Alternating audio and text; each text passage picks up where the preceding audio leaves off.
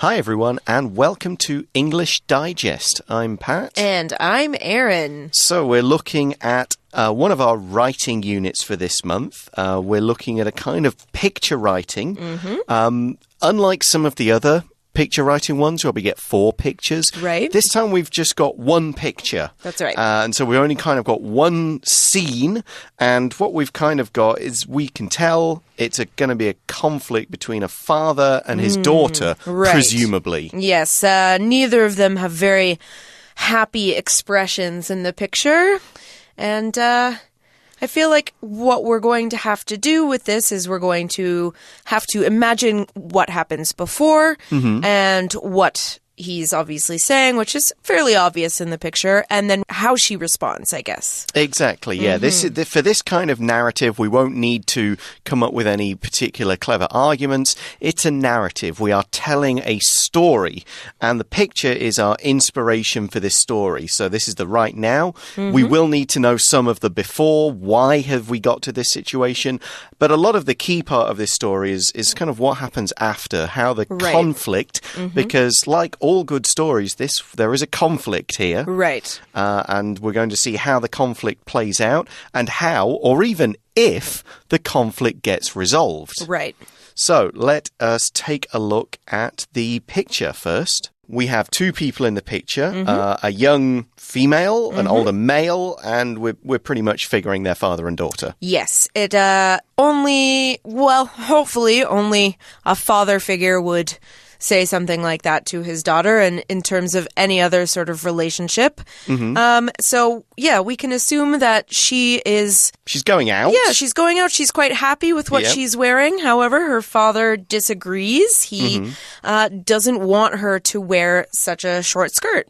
Yeah, so that's what we've got to work with. Right. Now, before we start leaping into all the other sort of, okay, who are they, what happened, we do need to make sure to read the instructions for the essay to make sure we know what to do, because if we don't follow the instructions, no matter how good our essay is, we won't get full marks. You know, if we've misread the instructions and we write the wrong thing, then it's not going to work out. And these instructions often give you things like number of words, number of paragraphs, important hints about structure, the kind of content that you're expected to write. So we see here, this article is 120 words or more. Right. And we also just have the one picture that represents the main incident, and what we're going to talk about in the first paragraph is this main incident. And in this case, the incident is the father telling his daughter not to wear that skirt. Okay. Exactly. So, yes. Yeah, so we can explain how this situation sort of came to be and what is happening in the picture based on what we see. And of course, we want to use a logical chain of events to explain that. We don't want to jump around with our tenses or ideas too much. Exactly. And in our second paragraph, we're likely to want to write what happened after this picture, either as an immediate result, what happens right then after the father says this, and then maybe also look in the longer term about longer term consequences. And we want to create, as with a lot of our essays, we want a conclusion that shows one or both of the characters maybe has learned something or have made a change to their behavior as a result of the incident. You know, we want to show that there's been a progression of events and things have moved on. Right. Kind of thing. Sort of like a moral. The stories often have morals sort of at the end of them to show what people have learned. So that's how we will conclude sort of these stories. Yeah. Yeah, we've got it clear. The father thinks his daughter's skirt, he's not going to be like, no, that's the wrong colour. It doesn't match your top. Change it at once. Right. Might be an interesting conversation, but it doesn't make for a conflict story. He's likely saying your skirt is too short and I want you to put on a longer skirt. Right. With some kind of fatherly threat behind it. You know, you like, can't go out. You can't go out now, or you'll be in trouble later. You know, take away your phone, credit allowance. card. Something like that. And so here, then the daughter is put in this situation. Okay. How could she respond to the dad saying, change your skirt and put on a longer one? Right. Well, there are several ways that she could respond. First, she could do exactly as the father asked. I mean, maybe she's a very obedient young woman. She hasn't realized that he would be upset with this, and so she agrees to change. Okay, so that's one option.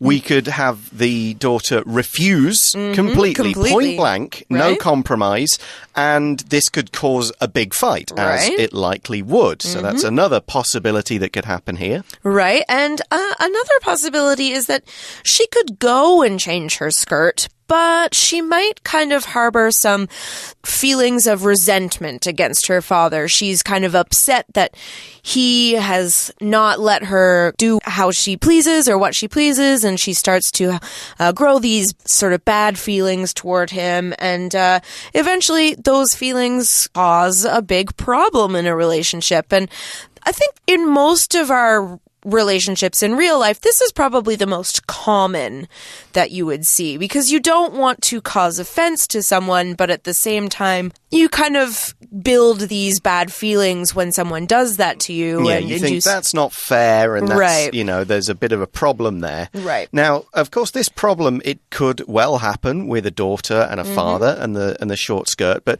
this is just one of many conflicts that could kind of happen when kids who are getting older into their teenage years want to make their own decisions about appearance and so on. They don't want to be controlled with their parents. So you could have fights about how much makeup, the hairstyle, the hair color, crazy clothing, piercings, tattoos. Music you listen to really loud. So this isn't just father and daughter stuff. This could affect mothers, sons, daughters, fathers. I mean, now I have tattoos on my legs, and I remember when I talked to my parents about this, they were not happy. And I also shaved my head very, very super short when I was about 15. And my mother was super unhappy about that. So, and so therefore I have experience of these kind of conflicts. Right. Well, when I was young, I was more of the obedient child.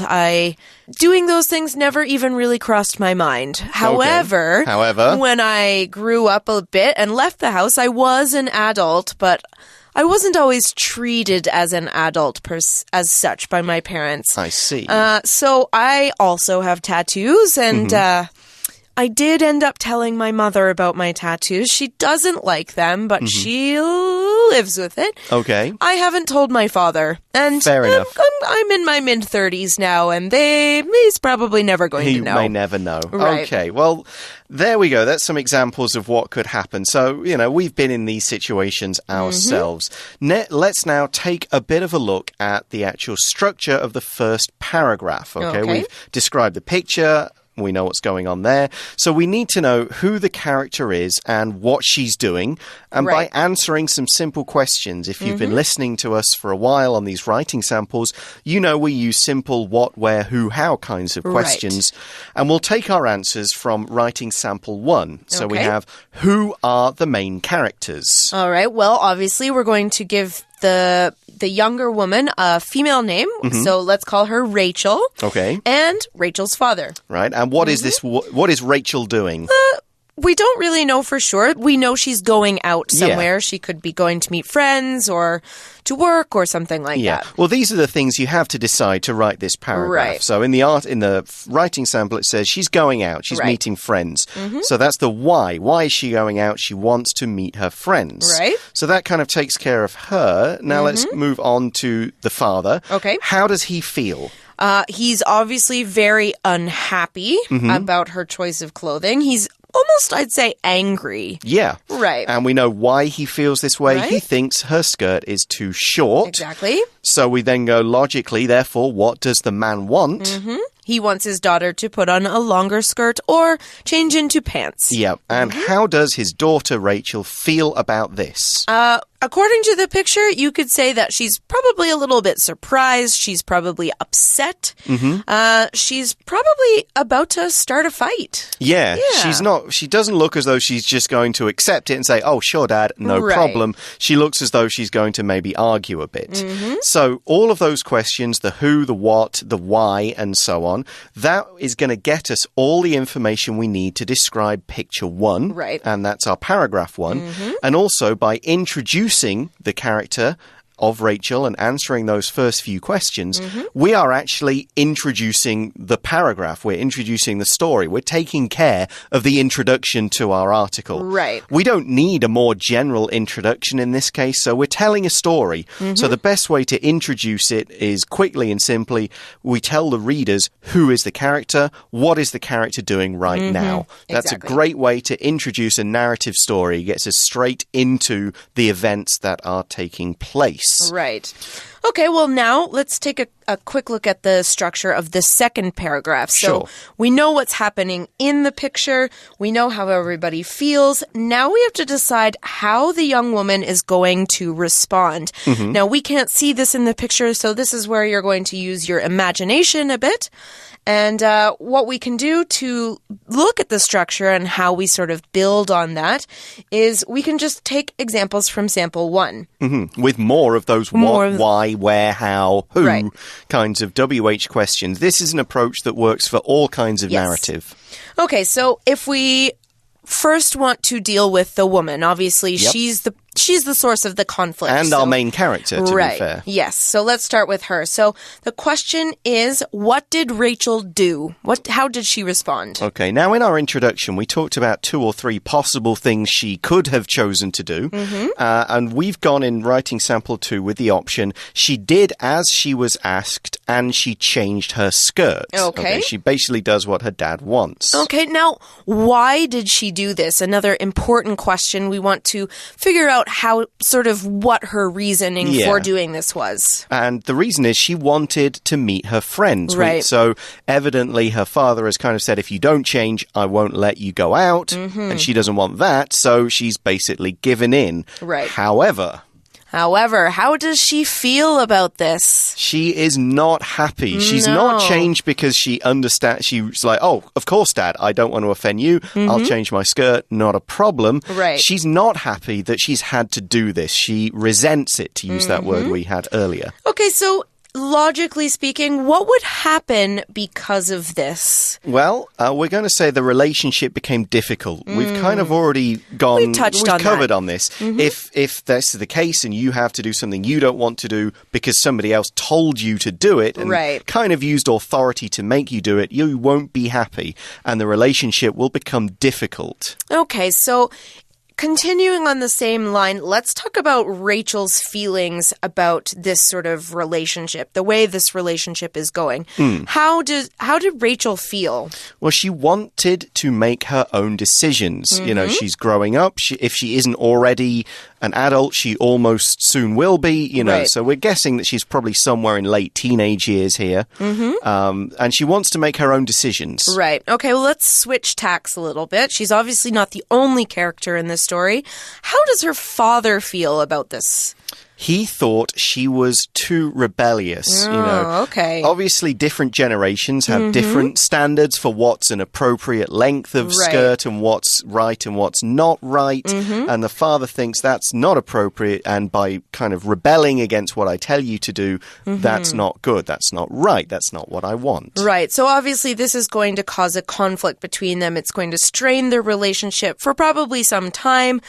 But what happens in the end? Does it stay like that?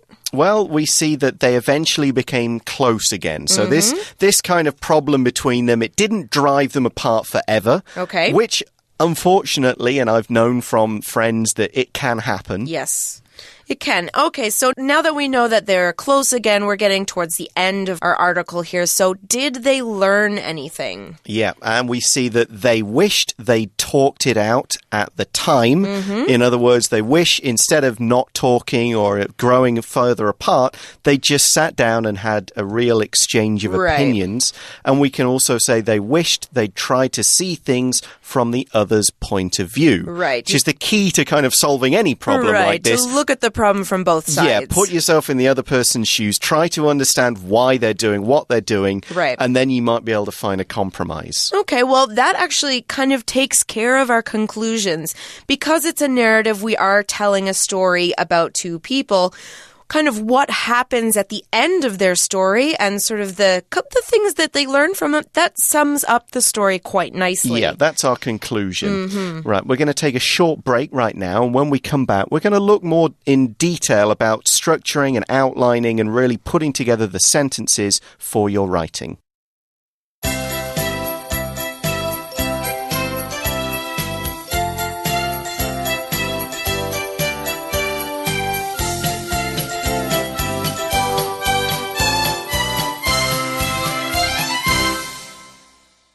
All right, so we've got all our ideas. We basically know what's happening from start to finish. Now, it's fairly easy just to write one sentence to cover the answers to all of those questions. Right. This doesn't quite make the essay. This gets us most of our body, but what we still need... We do need to think a little bit about introduction and our conclusion. Right. Now, in our article in the magazine, you can see a few bits of information about how to do this. Right. In this case, as with most narratives, our introduction is nice and easy. We introduce our character, and it immediately tells us who they are, what where, what they're doing, and as much information as the story needs. So in our samples, we've got two. The first one, Rachel was about to leave the house one evening. Okay. She was meeting some of her friends for dinner. It was hot outside, so she was wearing a top and a short skirt. So that's three pretty short sentences, and in that we get her name, what she's doing, and why she's doing it. Right. So really straight into the story. And as in sample 2, we see Denise had just finished a long week of tough university exams. She had plans with her classmates to go out and celebrate the end of the semester. So again, we know who she is, we know where she's going, what she's doing, and why she's doing it. Yeah, and that idea of just finishing a tough a week of exams, that maybe also gives us some information about where her mind is at, how she's feeling. She wants to celebrate. She's just been under some stress. Right. This may inform what she does later. It also gives us a good idea of her age as well. Yes, indeed. Yes. Yeah. Okay, so that's we can do either introduction. Then we kind of break down the main points of our paragraph. And again, you can see this in our magazine. Okay, we've got the introduction. She's about to leave the house and meet her friends.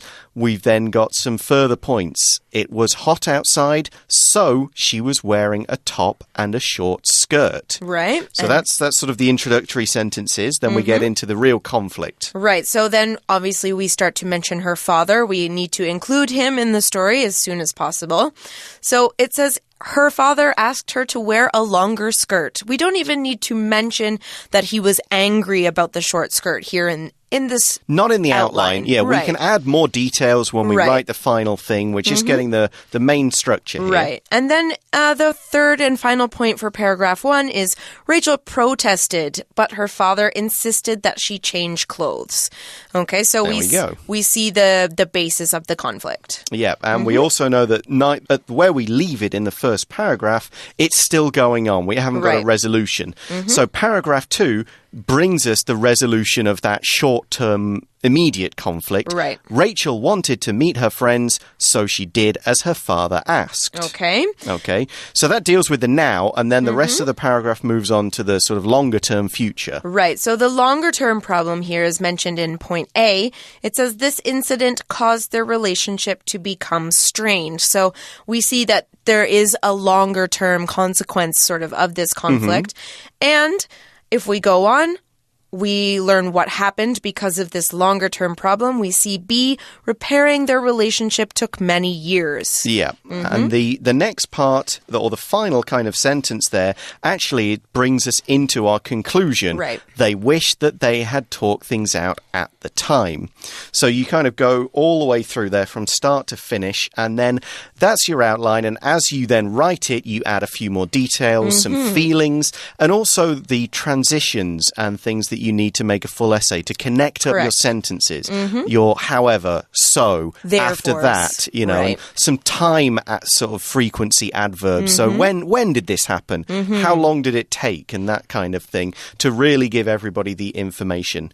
Now, it is easy to include too much information that's not necessarily related to the point. And that's why it's important to do an outline, because the outline gives you all the important stuff and you can cut out anything anything that you don't need.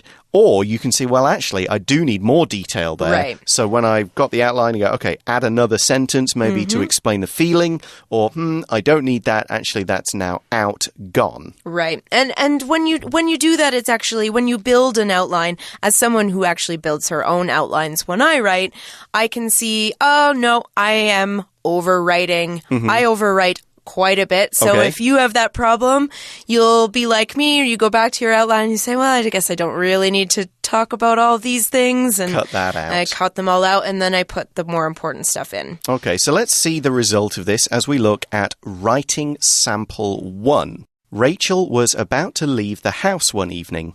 She was meeting some of her friends for dinner. It was hot outside, so she was wearing a top and a short skirt. However, when her father saw what she was wearing, he objected at once. You need to wear a longer skirt, he told her. Rachel protested, but her father said that unless she changed clothes, he would forbid her from going out at all. Rachel really wanted to meet her friends, so she did as her father asked. However, this incident, and others like it, caused the relationship between Rachel and her father to become strained. Rachel resented him for not letting her make her own decisions, while her father was upset at what he saw as her rebellious attitude. Though they eventually grew close again, repairing their relationship took many years. Looking back, they both wish that they had talked things out at the time rather than refusing to see things from each other's point of view. Okay, so we can see where we've added in a lot of details. We've written sort of what her father actually says, as in the first paragraph. That's right. Which is a nice addition because it sort of puts some emphasis on character's conflict there. Yeah, and we've also added that he gives her basically a choice, or the proper word would be ultimatum. An ultimatum is a choice, like you have to do A or B and you can't not choose. And he said, change clothes or I won't let you go out. So there's no middle ground there. Right. And actually, one other addition to the information in the outline that I actually really like about this is that this isn't the only time with this relationship that something like this has happened. So maybe we learn sort of that Rachel has probably had this problem before and she's sort of sick of it. And maybe that's kind of what leads into the longer term problem. It's a sort of a connecting piece. Yeah, it's not likely that one little incident is going to completely break a relationship. Right. But if it's repeated and repeated and repeated, both sides eventually get tired of it and it becomes a real big problem. Right. So in that, we've used, you can see the transitions we've used. We've used words like however to show a contrast, at once to show when he objects, but, again, to show another contrast, so to show a result, and all sorts of other examples like that. Right. Good one here is looking back to show that she's thinking about the past. Yeah, kind of an adverb to adverbial phrase to show you the situation there. So they are looking back, they're thinking about what happened, and now they're realizing they both could have done things differently. Right. We've got a few words we can highlight in this one as well. Here we've used object as a verb, and it's pronounced differently. As a noun, it's object. As a verb, it's object. And to object means you are opposing something, you're saying you don't like it, and you're explaining why. Okay, we also saw that their relationship became strained. Now, if something is strained, it has been slightly damaged, usually by stretching it. Like if you think of exercise, if you exercise too hard and you pull a muscle, you've strained that muscle. You've sort of damaged it a little bit. You've used it sort of in the wrong way. Now, when we use it to talk about a relationship, we mean things are difficult between two people. Now, that could be something that leads into an argument, or if you're in a boyfriend-girlfriend relationship and it becomes strained, it means you're not communicating very well. You may break up, or you sort of get over your differences and and make it up. A strained relationship, both sides are aware that there's a problem, and it could be anything that sets it into like a real full-on argument and ending the relationship. So it's in danger of breaking down completely. We've also got the verb resent, which we have mentioned once or twice today. If you resent someone or something, you don't like that person or thing because how it is affecting you and your life, and you kind of start to feel bitter and unhappy about it. Right. Not a great feeling to have. It's not, no. Yeah. Then one final word we can look at is the word rebellious. It's sort of the adjective to the verb rebel. So when you rebel, you don't follow the rules that have been in place for you because you don't agree with them, or maybe you don't like the person who set them. Something sort of that situation. Now, when you're rebellious, that's sort of a trend that you have. You are consistently going against people's rules that are set for you in authority. Exactly. Okay, now let's take a look at writing sample 2 and see how a different story could have been told. Okay, so writing sample 2. Denise had just finished a long week of tough university exams. She had plans with her classmates to go out and celebrate the end of the semester. She wanted to look nice, so she decided to wear her favorite skirt and a nice top to go with it. She even put on a bit of makeup. When she was ready, she grabbed her purse and started to head out the door. However, before she could go anywhere, her father stopped her and told her to change her skirt. Confused and upset that she was running late, Denise asked why.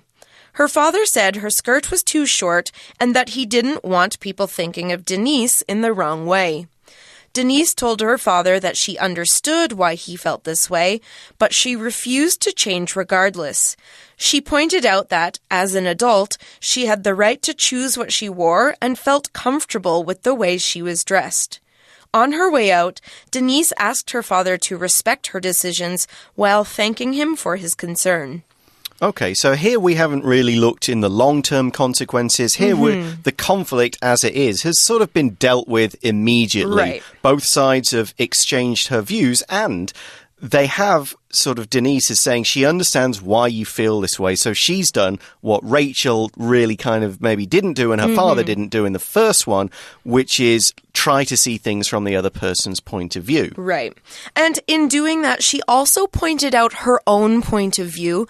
And it doesn't say in the article, but we can only assume that her father sort of took a second to look at that. And, you know, they had an exchange about that in particular. Yeah, we haven't really written where it goes from there or what happens in the long term, but certainly in this one we've had Denise standing up for herself and saying, no, this is my life, it's my choice. If I'm a university student, then I would legally be an adult, so I can basically, I will be comfortable with what I'm doing and I would like you to respect him. However, I also thank you for your concern. I'm not just ignoring you because that's what I am. I understand why you're saying it, and maybe she will do something later to sort of make him feel better or build a bridge again. Maybe when they come home, they'll sit down and sort of have a chat about it. Yeah, she is running late, so she can't do it all now, but maybe tomorrow they will, kind of family discussion kind of thing. And you know what? Sometimes in a conflict situation, respecting the other person, pointing out your own point of views, and then promising to talk about it when you both have cooler heads. Calm down, yes. Is a good idea. Okay. Well, those are our two samples, and it's just two of many different approaches you could take in this conversation. The good thing about this picture is you've got a lot of ground to work with and use your imagination to tell it in a bunch of different ways. So hopefully you've learned a few things from listening to us talk about it. Thank you very much for listening, and we're out of time for English Digest. I'm Pat. And I'm Erin. Talk to you again soon. Bye-bye.